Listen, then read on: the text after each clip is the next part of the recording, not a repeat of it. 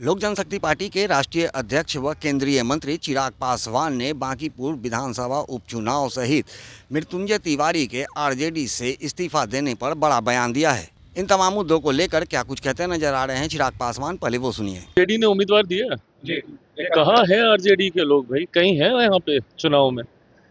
मुझे तो ताज्जुब होता है कि बिहार में इतने महत्वपूर्ण चुनाव हो रहा है। ये एक मौका है पुनः विपक्ष के लिए अपनी एक मजबूत उपस्थिति को दर्ज कराने का, जब विधानसभा चुनाव में आपकी ऐसी करारी हार हुई है। ऐसे में ना केंद्र के नेता प्रतिपक्ष को भारत की चिंता है, ना बिहार के नेता प्रतिपक्ष को बिहार की चिंता है। दोनों विदेशों में छुट्टियां मनाने में व्यस्त हैं। तो ऐसे में बांकीपुर विधानसभा के चुनाव में मैं तो मानता ही नहीं कि राजद कहीं वहां पर है, क्योंकि जब उनके नेता को ही चिंता नहीं है, जब उन्होंने खुद अपनी पार्टी जिनकी चुनाव लड़ रही है और वे स्वयं यहाँ से गायब हैं लंबे समय तक, बिहार में इतने महत्वपूर्ण पद की जिम्मेदारी लेने के बावजूद नेता प्रतिपक्ष कोई मजाक का पद नहीं है। और मेरी समझ के परे है कि ना राहुल गांधी जी इसकी गंभीरता को समझ रहे हैं और ना बिहार में तेजस्वी यादव जी इसकी गंभीरता को समझ रहे हैं। बट बहरहाल बांकीपुर विधानसभा चुनाव को लेकर गठबंधन के हम तमाम पांचों दलों के बीच भी रणनीति को लेकर चर्चाएं हुई हैं। भारतीय जनता पार्टी के राष्ट्रीय अध्यक्ष आदरणीय नितिन नवीन जी से भी हम लोग की चर्चाएं हुई हैं। एक बात तय है कि माहौल बनाने का कोई कितना भी प्रयास करे, अंतोगत्वा जीत यहाँ से भारतीय जनता पार्टी के प्रत्याशी की ही होने जा रही है। एनडीए के समर्थन के साथ उनकी जीत सुनिश्चित होने जा रही है। नंबर 2 की लड़ाई जरूर यहाँ पे लड़ी जा सकती है विपक्ष के दलों के भीतर ही, और देखना होगा कि राजद इसमें कौन से नंबर पे जाके रुकता है। मृत्युंजय तिवारी आरजेडी को छोड़ बात कर रहे हैं, आपकी भी बात हुई मृत्युंजय तिवारी से, क्या लग रहा है आरजेडी खत्म हो रही है? देखिए, मैं मृत्युंजय जी का व्यक्तिगत तौर पर मैं बहुत सम्मान करता हूँ। उन्होंने एक ऐसे दल का संरक्षण करने का खूबसूरत शब्दों में हमेशा प्रयास किया जो कि कई बार आसान नहीं था।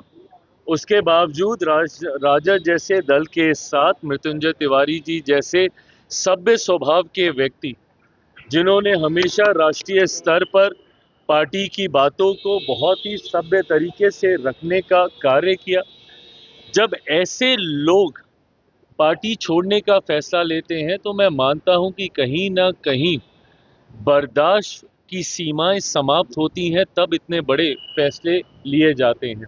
मुझे नहीं पता कौन लोग दीमक की तरह राजद को खाने का काम कर रहे हैं, बट राजद का प्रदर्शन दिखाता तो है ही कि कहीं ना कहीं राजद अब समाप्ति की कगार पर है।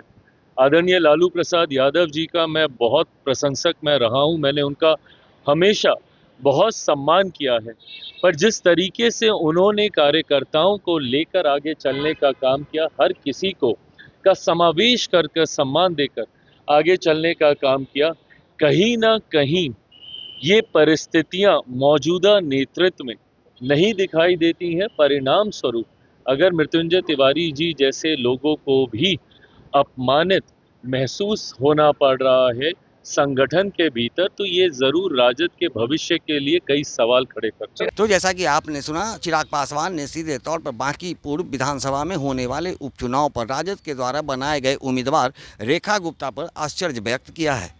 उन्होंने कहा है कि कहाँ हैं राजद के लोग, मुझे तो पता भी नहीं है कि राजद भी अपना उम्मीदवार खड़ा किया है। चूँकि जो उनके बड़े नेता हैं तेजस्वी प्रसाद यादव, जो बिहार में नेता प्रतिपक्ष हैं, वो तो विदेश के भ्रमण में लगे हैं। कितनी करारी हार हुई थी उन्हें विधानसभा चुनाव में, लेकिन इससे भी उन्हें सबक नहीं मिल रहा है। इस उपचुनाव में उन्हें होना काफ़ी अनिवार्य था, लेकिन वो विदेश का भ्रमण कर रहे हैं।